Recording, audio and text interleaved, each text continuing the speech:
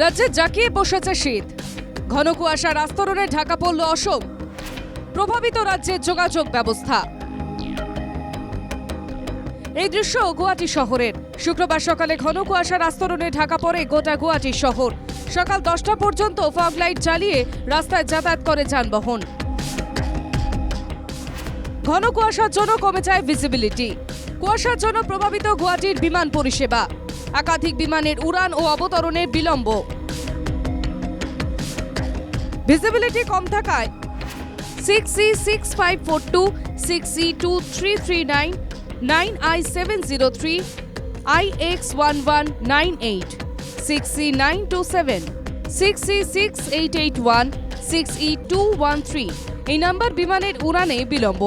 নির্দিষ্ট সময় অবতরণ করতে পারেনি 4টি বিমান।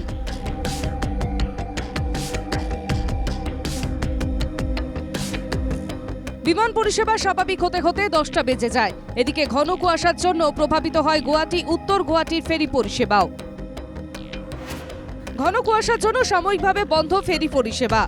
বেশ কয়েক ঘন্টা বন্ধ ছিল গুয়াহাটির উত্তর গুয়াহাটির ফেরি পরিষেবা। বিপাকে পড়েন শত শত যাত্রী। মইতো এতিয়া এই 7টা বজাত ঘৰৰ পৰা আহিছিলো, 7:30 মান যাম বুলি। এতিয়া 8টাই বাজিলে, আহি পোৱা নাই এতিয়ালৈ। আজি বহুত ঘন নেকি? বহুত ঘন, এতিয়াতো আৰু বেছি হৈছে যেন পাওঁ, আৰু গলি আহিছে।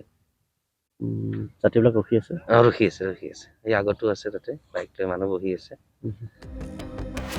ঘন কুয়াশার মধ্যে কাজিরাঙ্গায় অঘটন, মহপাড়ার গন্ডারের হামলায় একজনের মৃত্যু। জানা গেছে মহপাড়ায় নিজের জমিতে চাষাবাদের কাজ করছিলেন ওমরান গণক নামে এক যুবক। তখনই তার উপর হামলা চালায় একটি গন্ডার। সংকটজনক অবস্থায় ওমরানকে হাসপাতালে নিয়ে যাওয়া হলেও তাকে বাঁচানো যায়নি। ঘন কুয়াশার জন্য গন্ডারটিকে দেখতে পায়নি ওমরান। এই ঘটনায় তীব্র চাঞ্চল্য ছড়া এলাকায়। Bureau report, NKTV Bangla.